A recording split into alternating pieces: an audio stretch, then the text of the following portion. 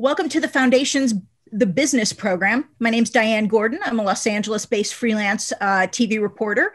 And before we speak to our guest today, I'd like to let you know that the Foundation has set up a COVID relief fund in order to support thousands of union performers who are going through tough times. Since March, thanks to your donations, the Foundation has given over $6.1 million in emergency aid to more than 6,600 performers and their families. If you're a SAG-AFTRA member and you need help, please ask. And if you can help, please give. Information can be found in the description of this video, and we thank you for your support.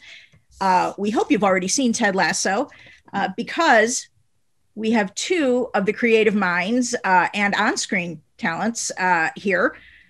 Please say hello to Brett Goldstein and Bill Lawrence. Hi, guys. Hey, how you doing? Hello. By the way, Brett's accent is fake, so don't fall for it. He's as American. I'll keep it up the whole hour. I'll try and keep it up the whole hour. We'll see how I get on. Well, Brett, you'll do that because you're a master thespian. God bless you. I'd love to start out, Bill, if we could. One of the greatest things about Ted Lasso is the amazing ensemble of actors. So could you talk about how you put this ensemble together? Look, Brett and I will first tell you, we always have to call out Mr. Sudeikis because Jason is as hands-on in every aspect of this show as anybody I've gotten to work with. But the only thing that this show came with casting-wise was Jason Sudeikis, as Ted Lasso, because he had invented the character and played it before, and Brendan Hunt, also one of the writers and creators of the show, playing Coach Beard. And beyond that, I think part of the fun and adventure for us was in playing a fish out of water. We were kind of fish out of water when it came to going to the UK and casting the show completely from there. It's amazing having made so many shows in the States to see, the completely different system, of young actors and performers. And they truly live kind of hand to mouth, gig to gig there in a way that was both inspiring and it's a real kind of hustle over there. Brett was the only one that came from within our circles, but which I'm sure he'll talk about because he loves talking about himself. But for us, the process there was both finding people with football skills to play the team, and then getting to just meet with a lot of actors and actresses that had done things from serious period drama all the way to silly comedy, and just kind of getting a whole new palette of performers that we hadn't gotten a chance to meet before. Brett, you should tell them, though, how you got your gig by being in the inside and being sneaky about it. Yeah, it was really, really sneaky. Well, I'd worked with Bill before. I'd acted for Bill in a pilot a couple of years before. Yeah. 2 years before. I mean, you don't mention my failures, man. We kind of generally focus on things that worked on panels instead. I got in a failed pilot of mine. Yes. I got a $5 residual check for that the other day. That was a failure. That was paying my mortgage. I'd worked with Bill before, and he called me up out the middle of nowhere. I was in London, and he called me up and he said, "I'm working on the show. You should come and write on it." And then I had a meeting with Jason, a FaceTime at like 1 a.m, and we, fell in love or whatever. And then I went out and started writing on the show. And I think, Bill, you had me in mind originally. You were like, you said something like you could play Higgins, because Higgins originally was just a kind of bumbling British character, right? Yeah. And when we saw the casting, the character changed the more we wrote him. But when Jeremy Swift, we saw the casting tape as a whole writer's room, the second he was on screen, we were like, I don't think we even watched him. We watched him introduce himself. Hello, yeah, he got the part in his banter talking about himself before he did the audition. Yeah. Yeah. He did he basically went like, "Hello, I'm Jeremy Swift." Ooh. We were like, he's the one. So then Higgins was out, and I thought, well, I guess I'm not going to be in this. And I honestly can't remember the exact moment that I thought it, but as we were writing it, the more we were writing it, I was thinking, I really think I could play Roy. Like, I really get Roy. But I also knew that no one was thinking of me for Roy, because it's not the sort of part I've played before. People think I'm nice. And I thought, it doesn't fit You're a very nice man, and from my experience with you as a friend, you have no athletic ability whatsoever. That's just a. But there's all those things going for it. But I felt like I really understood Roy, and I really got it. But I also didn't want to make anyone feel uncomfortable. So when I finished the writers' room, so literally on the last day, the night before, I made a self-tape of 5 scenes of Roy, and I emailed it to Bill, and I said, thanks for everything. And I was like, I think I could play Roy. I appreciate this is awkward. If this is shit, if this is at all shit, pretend you never got this email, and I will never ask. I'll never say, did you ever get, we just never have to talk about it again. And then luckily, because for whatever reason, because he felt guilty or whatever, he messaged me about 3 a.m. and he was like, that was fucking awesome. And then passed it on and blah, blah, blah. Brett, I have to ask though, what was it about Roy that kind of flipped that switch in your brain that said, oh yeah, I can play him? It's a number of things. One of them is because I do have secretly a deep well of rage inside me. And also... and also, I really understood I think, you know what? I think the first time I was like, oh, I definitely like the romantic side of it. I fully was like the easy bit. I was like, I get this, no problem. But it was also, truthfully, I'd felt like it's about this man who is moving into a different phase, and there's a real sort of tragedy about Roy in that. He had no plan beyond being a footballer, and yet he's getting to the stage where his body is not capable of it anymore, and that's really sad. And I knew, I grew up with a lot of footballers. Like, my family are a football family, so I knew a lot of footballers, and I also knew footballers getting older and what happens when, you know, they go from a child who is always in this thing, and they're millionaires and they make loads of money and they have a great life, and then suddenly it ends, and it's like they've not been trained for beyond that. So I understood, I had empathy for that, and also the feeling of what do you do when this thing runs out? I don't know, all of that was interesting to me, and I felt like I got it. And also I'm very, very angry. I just keep it under wraps. Bill, I know that you guys are in production on season 2 right now. Yep. What have you guys found is the secret to making your Zoom writers room work? And how have you guys adapted to, you know, the weirdness that was 2020 and sort of coming into 2021?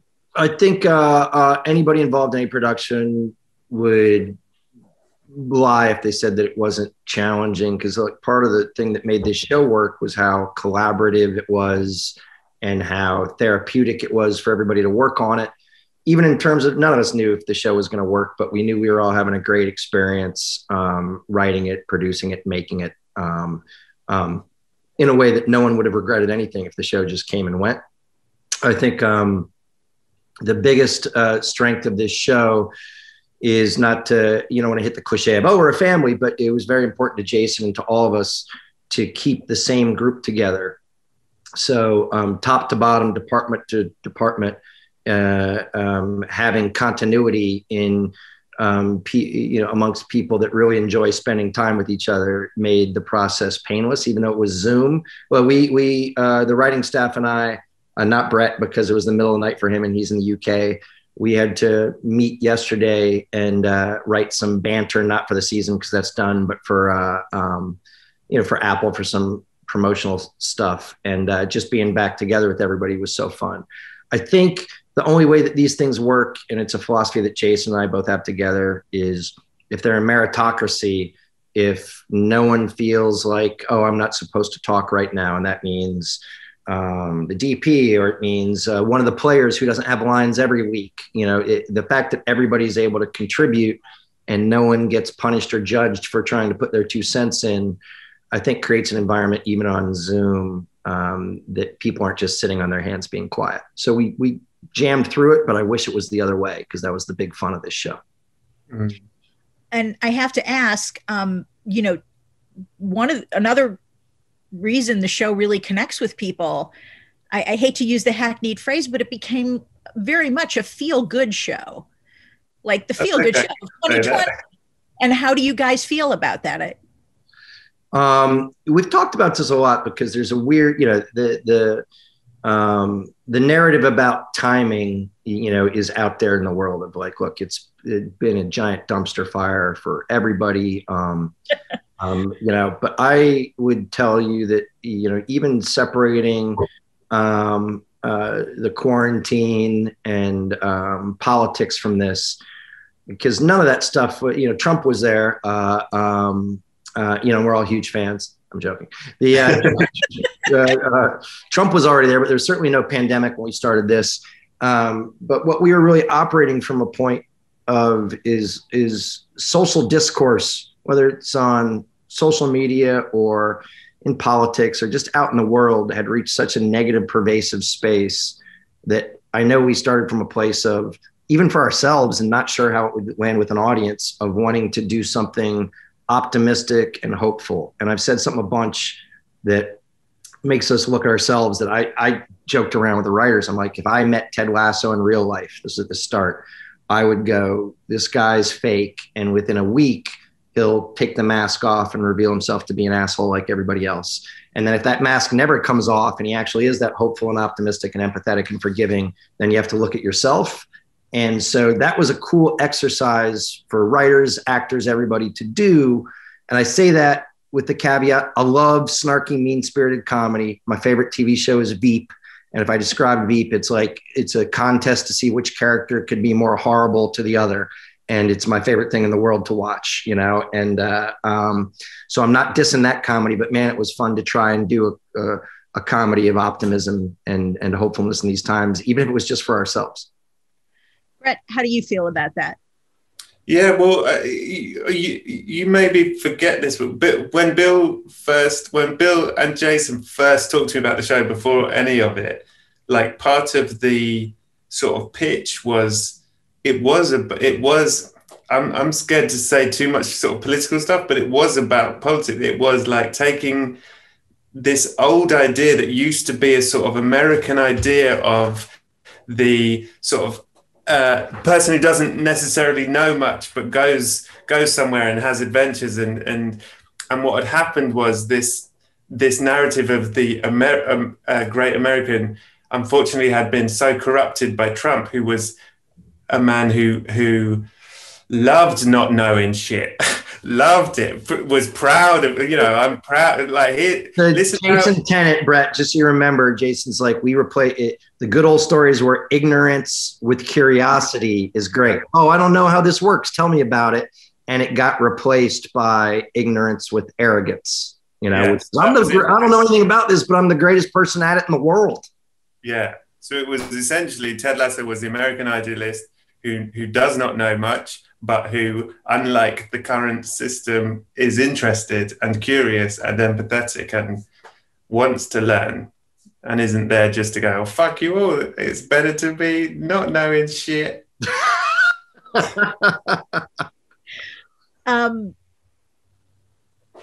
I think some people are aware of how the show came to be, but Bill, if you could talk about how the show grew out of those NBC Sports, those little interstitial spots, and how you and Jason got together to do the show. Sure. Look, you should read, there's interviews with Jason out there. He's a wonderful actor, but not a lot of people remember he was a writer on SNL long before he was an actor, and super talented writer. Annoyingly so, because you shouldn't be able to do both. Brett, you either. It's lame. Do one thing. Okay. I've seen you play janitor in background in Scrubs. I'm very good at it. Look at these eyes. I should be. A lot of people who know Ted Lasso are right now going, which one's the leading man and which one's the shut-in writer? They don't know. They don't know. So look, Jason did these videos. And by the way, it always drives me crazy when people are like, they turned a commercial into a TV. Wasn't a commercial. He did kind of promotional films. You should go back and watch them. They're funny, to promote the Premier League. And they were, by his own admission, very sketchy, but very funny. He was playing a loud, screamy American guy in a sketch version of Ted Lasso who doesn't know the game and gets hired to coach the team. Jason, said, "Hey, that could never be a pitch for a real show." But then we entered an era in which, a dude that was a reality TV host and a failed businessman became president. So of course, unqualified American could be a Premier League coach. Who knows? This is how this came to be. I went to Jason to do something else. I wanted to work with him because he's a fantastic, talented comedic lead, romantic lead, dramatic lead, whatever you want. And he did not want to do my thing. And he shockingly wanted to do his thing, which was immediately annoying. And he said, I think I could make Ted Lasso into a show. And I knew those videos because I'm a comedy writer and they're very funny. But I'm like, my first reaction was, those are funny, but that's going to be like Naked Gun or Police Squad. It's just going to be a loud sketch every week.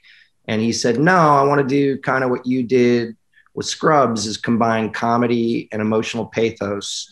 And, Ted's got a lot of that in his life. And we're going to trick people into thinking it's a silly comedy and it's like Major League or it's like something else. And hopefully we're going to rope them in emotionally. And that really intrigued me. And we started talking about doing a show, about mentorship and about forgiveness and optimism. And Brendan Hunt, Joe Kelly. Brendan Hunt plays Beard, also an actor and a writer. Fantastic. We wrote, we got together and did the pilot. And for me, it was great because these guys had a cheat sheet of what they wanted to do and accomplish. And the fact that they kind of let me into the club and to be part of the game was an absolute blast. But that's how it became a TV show. And lots of questions in the chat. When can we expect season 2? And I have to ask, were you filming anything for season 3 just yet? Or no, we're filming season 2 as we speak. Okay. And when can we expect? By the way, this is what's so fascinating. I'll do conjecture. Is Apple is as protective of their TV shows as they are of their tech. It's like telling anybody anything to them is like giving somebody the Apple phone set. Were we on the 70th Apple phone, Brett? I don't even know. Yeah. By the way, I will tell you, Apple's coming out with a plan to release a new phone every 9 days. That'd be weird. No, so my conjecture would be that Apple would be looking to stick to the same release schedule that they did, so whenever our first show came out, which was August something, I would assume our second show would come out. And, why change a good thing? The rollout worked well. I'm sure they'll roll it out in a similar fashion, but we get informed about that, the specifics of that, the same time you do. And is the virtual writers room already thinking about season 3? Yeah. One of the things about this show is things that happen in not only season 2, but in season 3 were set up in season 1. And so even though we're not going to do spoilers, one of the cool things is you watch Ted Lasso, and if there's an army man in the spoiler, there's an army man in the first one, there's an army man in the things kind of extend through all the narratives. People that really follow the show, and we're so lucky that some people do multiple viewings, I think will spot things and spot moments that characters are at the start of the journey instead of the end of one. And so there aren't any threads in the second or third year that are coming from a vacuum. They're all coming from stories that we've already begun. We had the advantage of kind of mapping those out before we even started. Got it. Brett, you're juggling a lot. On Ted Lasso, you're juggling, you're part of the writer's room and you're acting. Can you talk about how you balance that and how you is it confusing? No, I'm to be honest, I'm an insane workaholic, and the more stuff going on at once, the better I am. Like if you said, "Oh, you just got to do one thing today," I'd probably fall apart. So to be honest, I prefer it that way, and it's great. And it's great to be like Bill will attest to this, but and he told me this happens, and I saw it happen, which is that once you cast it, and you've seen this cast, taking me out of it, it's a fucking amazing cast. Everyone is amazing. And once they were cast, and 3 episodes in, once we knew each other and we were seeing everyone work, we start writing to them. Like, I think Juno in particular is an interesting one. And I think the Keely character, certainly the way Keely was funny, is different from how we'd originally sort of started it, because Juno was funny in a very specific way, and it was like, oh, that's great, we'll write to that.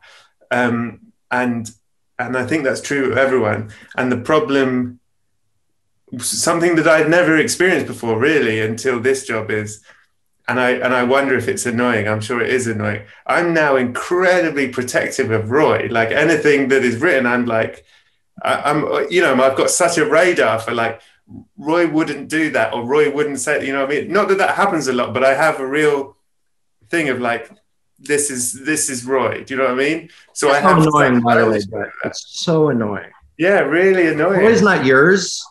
But Brett, how do you balance that? Like if you're pitching ideas, and Roy's involved in what you're pitching, how does your brain work? But then I feel that way about all of them. What is really wonderful, and Jason always says it, I'm sure, I don't know if this is a Hollywood term, but it's like a sandbox. We have these action heroes. We have this world we're so lucky that this world has been created, and we genuinely love all the action figures in it. And like the amount of time I live in my head in that world and imagine different configurations of, and I'm sure we all do, we've all gone mad. But it's a real gift. It's really wonderful that we can think, oh, wouldn't it be amazing Nate doing this? And the fact that genuinely everyone is brilliant and all the characters are brilliant. So you're never out of things to do with people. Do you know what I mean? So I feel that way about all the characters. Well, you alluded to something that we're lucky that Jason also, I believe, I was making a joke, but Jason and I believe, especially talking here at SAG, that one of the most successful facets of a good TV show is that in a pilot episode, we acknowledge that the characters belong to the writer, because you've invented them and you're bringing people in to try and realize them. But for me, and it's just an opinion, on the most successful TV shows, that ownership shifts, and the pace with which it shifts to the characters become owned by the actors and actresses, for me is, a good kind of benchmark of how successful a show is. And so, what Brett was alluding to that we've often spoken of, is that you might have a scenario in which the characters belong to the writers in the pilot, and then it quickly gets to a 50-50 situation where you're in a discussion of like, here's what we wrote. And the actor or actress is like, yeah, but I feel like it'd be, and you meet in the middle. And then, very quickly on Ted Lasso, I feel all of the actors and actresses now have more ownership than the writers, and are the policemen and policewomen of what their characters would do and say and how they would act in certain scenarios. And you can either, as a writer, fight that, and be resistant to it, or you can enjoy it and then take credit for it, even though you had nothing to do with it. And I like the latter. I've rewatched the first season at least 3 or 4 times, and the arcs for all of the characters are so beautifully done. On the most recent rewatch, Nate, really, wow. When Nate gives his critical speech in the locker room, it's such a moment, and it's such a wonderful scene. But I digress. I'm sorry. I have to ask, when you're doing your joke writing, especially by Zoom, I know part of the magic of a writer's room is when everyone's together, but how does that feedback and that interaction work with Zoom? I mean, does it work? It still works because we're so, go ahead, Brett. Well, I was going to say what you do, like Bill, if I may, Bill, I think the first 2 weeks were tricky. The first 2 weeks we were like, oh, fuck, how is this going to work? Particularly because you felt timing was weird. You couldn't like throw in a little joke because people would go, what? There's 12 of us on this screen. But we got used to it, and we do love each other. But Bill, you're very good at doing half an hour of fun at the top. You'll do half an hour of bits. And we are still hanging out. It's not all, it's like we're sat around a table together. You just have to make sure you're enjoying it as well. You have pockets of just like, let's just fuck about, It's hard, but if you can't create that environment, it becomes so antiseptic that it's undoable, especially with comedy. But I'm lucky that there's so many talented young men and women on this show. that we were able to kind of still pull it off. And we also have the backstop to have Jason Sudeikis, on set and be, a real-time monitor, gatekeeper of if something doesn't work, to change it immediately, whether it's with Brett's help or Phoebe's help or whoever happens to be with him or around or available, is a quality control thing that keeps, the world situation from crushing us. And another related business question, you're doing the show for Apple TV, which is one of the newer, players in town. Bill, you've done so many shows over the years. Has this experience been any different for you, working with the folks at Apple TV, or do you find it's like business as usual? I think, look, working with Apple is as dependable as my Apple phone. No, I'm joking. What if it's just a commercial? No, I will tell you, it's been a lovely experience to be working with the creative team at Apple. This particular streaming experience, they aren't intrusive. They're hugely supportive. Things fell through the cracks at the beginning in a good way, a positive way for us, because they were still trying to kind of establish their brand and their platform. I've really enjoyed it. I think that the main difference creatively is turning TV through streaming, especially because Apple was supportive, and especially because we needed to have the shows written before Jason went there to also act, because he's, a writer as well, as we've said.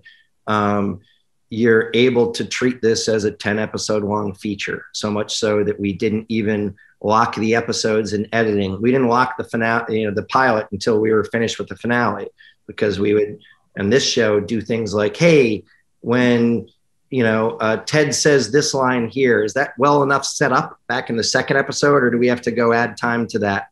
And so the real fun experience was working with a streaming site that, because they needed us to get it right, they let us kind of leave the normal time constraints of television, where you have these horrible deadlines to hit, that it makes it really impossible. People might remember when I was doing Scrubs or even Spin City, we did 100 episodes of Spin City in the first 4 years. And so there was never any time, to go, hey, that army man that we showed in episode 1, should he come back in episode 10? We just couldn't do it, and so that was kind of the coolest experience. I wanted to ask, you've done Multicamera, and now this sort of Ted Lasso is, while it is a comedy, it is not necessarily a funny laugh out loud comedy with a button at the end of every scene. And do you have a preference? Brett, I think this applies to you too, since you're writing as well. Do you prefer the 1, 2, 3, but 1, 2, 3 joke, 1, 2, 3 joke, or? I'll speak first and then Brett can tell you. I love silly, raucous comedy. 30 Rock jammed so many jokes. And I could watch it over and over. It's awesome. But I think, my personal history would show people that, and Brett, you didn't notice that Diane called this show unfunny in her last question, did you? I noticed that. It was weird. No, I noticed it. She said, although it's a comedy. So, Bill, what do you like, the raucously funny shows or this depressing unfunny one? That's a good question. So, no, I'm joking. But no, my history, Diane, I love mixing, and it's where Jason and I first connected and where Brett and I overlap too, as I love mixing comedy with shows that hopefully have some emotional depth and real emotional stakes that you care about the characters. It's what I loved about trying to do on Scrubs, was mixing very silly stuff with, stuff that, pulled at people's heartstrings a little. So I like both mediums. I mean, to me, the most exciting thing about this one, when you make a judgment, is that this was the first show that I did that I think everyone expected it to be one of those, and it turned out to be the other. And that was fun, watching people's expectations get subverted, especially with the way social media enables you to gauge how people respond to stuff in real time. Brett, over to you. I feel the same. I like them all. I think I've yeah. I like it when people are moved by shit. I mean, because it will that stuff stays with you longer. But it's good that you answered that, because Diane texted me that you're the unfunny one. You do mostly the unfunny stuff on the show. Bill, stop throwing me under the bus. Bill. Brett, how does it feel to be the downer part in this comedy? I just saw, by the way, I'm seeing questions pop up, and I just because I saw his name, somebody said Anthony Head. How good was that dude on this show, by the way? I just randomly saw a crowd question, and I'll forget about it otherwise. He was so game to play the worst person on the face of the planet, and such a supportive actor and so perfectly cast, and I'm saying that not patting myself on the shoulder. I didn't do it as a I remember a real moment with him, with me and Jason, where everyone, we'd written this Rupert character, hadn't cast it. And when we were filming that gala scene, and Anthony did his first line where he appears and he goes, "Mind if I join?" or whatever. And me and Jason turned, and we said afterwards, it was literally like we'd magicked him. Like, he was so perfect. And he looked back, he was fucking amazing. We were like, what? Like, exactly the Rupert you'd imagined. He was incredible. It really was sort of a magic thing. It's cool to see that guy work. I mean, he's such a talented, nice man, too. Anyways, back to your stuff. I'm sorry. No, I was going to ask, I have a feeling I know the answer, but the Keely Rebecca friendship, how did that come about in the writer's room? It's such a wonderful thing in the show. There's two. I want to toot Jason's horn again, and then I'm done, because enough. The guy's great. Whatever. One of the things that really struck me, and it wasn't just my doing, it was Jason, was when we wrote the pilot.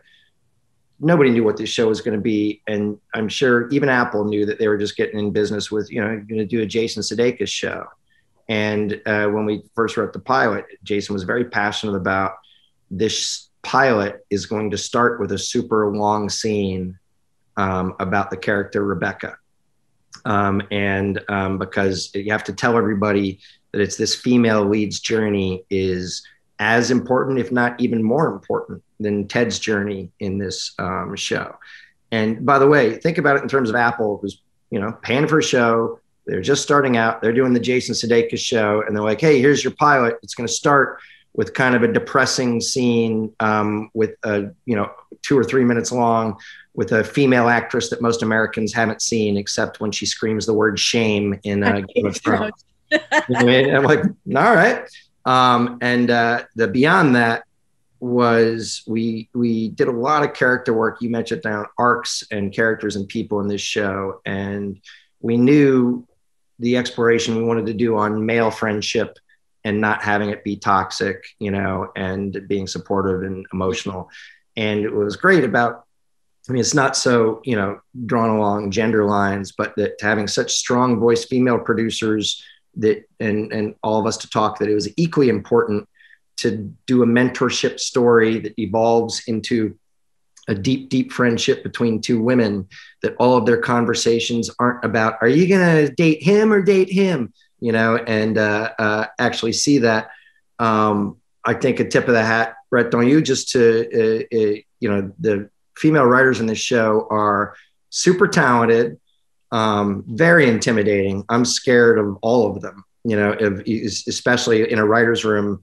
If you have a guy character, even pitch an idea of something a guy character should just not say, without the intention of it being negative. Oh my goodness. And so having those voices, champion that relationship and protect it and nurture it really, really helped me. But Brett, you'll probably say that you're such an empathetic, emotional guy that you could have written women just as well on your own. Yeah. Yeah. I want to thank the people in the chat who are noting that this show passes the Bechdel test with flying colors. So there you have it. The other thing I noticed, Bill, it is an unusual way for the series to begin, but what I loved about it is that when you watch through the season, Ted and Rebecca are both going through these nasty divorces. Hers is just a lot more public, but they're both very shattered by it. And, biscuits and heartbreak. Is there a better combination? That's gonna be the name of my first indie album, by the way. If anybody wants to buy it, I'm not gonna sing, but I'm gonna talk. Rex Harrison. Yeah. Yeah, I think people will dig it. Biscuits and heartbreak. I like it. That's when I wrote about the show. That's what I said. It's biscuits and heartbreak and soccer. What a wonderful combination. Bill, on a larger scale, I think especially during 2020, I was starving for more comedy, just to distract myself and to feel better. How do you guys feel about the future of comedy? You know, sort of the way it is right now, given all the streaming content and the state of network comedy. I feel good about television and content in general. I know we don't like that word very much, but I still call it TV. Yeah. To me, I said content just in case. Scorsese was what that word means. Yeah. And I'll tell you why. It actually goes to a discussion we had in the writers' room about why the pandemic doesn't really exist in our show. And it's not going to exist in the second season. And it didn't exist in the first because we made it before that happened. Right. Was because I'm a student of film and of television, and I'm a real fan of escapist fare. And I know there's huge value in historically accurate pieces about times in life history or instances that we need to know and learn about. And I think there's also value in people that want to go look at what we're in the middle of right now and let's write about it, portray it. But for us, wherever Ted Lasso goes, I want people to be taken out of the dumpster fire that we're all in right now. And I do think that some of the audience is responding to that in this show the same way that we as writers and then actors and actresses and crew members and so responded to the therapeutic value for us personally of working on something that felt so positive, you know? And so feel really good about escapist entertainment, not in a business sense, but because I need it personally and it's what I'm gravitating to. Got it. Brett, I would love to know, what are some of your favorite Roy moments and from season 1? Because we're not doing spoilers for season 2. Sorry, everyone, because I see you asking in the chat, but no spoilers. No spoilers. They're watching always. The overlords are watching too. The Apple. I can tell you my favorite one because I think Brett made it up on the spot. Go ahead. And as a chance for Brett to think of his own. I remember calling you, Brett, and saying, let's come up with something to riff on the field when Ted is is talking about a new play in the 3rd episode, and you and Jason came up with that's the funniest thing I've seen since Step Brothers, and that's when art, and whatever combine. That's my favorite thing because it never existed for me until I watched dailies, and that was really fun. I think listen, I've got a lot of favorites, but one of them was walking down the red carpet and telling everyone to fuck off. Was a lovely. That's a really good joke. Whose joke was that? Yours? Am I meant to say yours? I'll say yours. I'm going to take credit for it, whether it's true or not. So you might as well. Yeah. Let's keep doing Roy jokes. This is fun. I really liked because it established your character, and it was in the original pilot script when in the pilot when you said didn't think it would end being coached by Ronald fucking McDonald. It made me so happy. And then because it also set the ethos for the show, because once you left, when Ted said he's going to be so mad once we win him over, that was planned from the start, and that your characters continued to be furious that you've been won over, and the entire first season resisted being part of the Diamond Dogs. So that moment always makes me really happy. Yeah. And Bill, I just have to ask, I'm not trying to get a spoiler out of you, but please, oh, please tell me we'll at least see Jamie Tart in season 2. I mean, look, that's not a spoiler. I think you just can check. Well, I saw that most of the cast was returning. I was about to say, you can check Thank You Golden Globes or some stuff online to see that we can't lose Jamie Tart. You know, I think his journey, and this is kind of the brilliance of Jason, because I will admit honestly that I didn't know if we needed the scene in the finale, but Jason really fought to keep a little snippet that Jamie Tart was the last character that we intentionally hadn't really given much backstory to him to explain who he was and why he deserves your empathy. And then the camera kind of floats past him getting screamed at by his father, which he had set up in an earlier episode when they were burning stuff in a trash can of his mom's awesome, but his dad just cares about how successful he is. So I, as a fan, would be bummed out if the last time we saw Jamie Tart was staring at a little army man. I don't think his journey. I personally feel that young man's journey is at the beginning rather than the end. Wow, that was cryptic and lame. No, because I think the way you set it up is that he's actually learning things from Ted, and some of the Ted Lasso wisdom is sinking in. But Brett, I would also really like to see Roy torture Jamie some more. There's really nothing like the very subtle digs that Roy gives into Jamie. Yeah, that's true. Who knows? Maybe Roy's in season 2. Who knows? I can't say. I fought. They know you're in London, dude. I fought so hard for that season-ending injury just to be the demise of Roy, and everyone admittedly fought against me for him. Bill did say at the beginning of the writers' room of season 2, he was like, "What if Roy had died?" Oh no! Absolutely. What if that knee injury had killed Roy? I mean, not just knocked him out of the game. It spread and he died. And I was like, okay, interesting. It's just spitballing, just throwing ideas out, right? Gentlemen, I will not allow this dark turn. No, I will not allow it. Absolutely not. Roy is essential. I enjoyed how much so here's the one dichotomy for you actors and actresses that I found hysterical. Writers' rooms are about eating M&Ms and potato chips and anything to stay awake and crap and gaining 100 pounds like it's your freshman year of college. And then to have Brett be in those rooms whilst simultaneously writing scenes that he had to remove his shirt filled me with joy. Actors and actresses must all be haunted by. But it was so fun. To me, if I could go back in time, I would be eating an ice cream sundae while writing with everybody. And then Roy, without his shirt on, goes out to the parking lot to talk to that is what happened.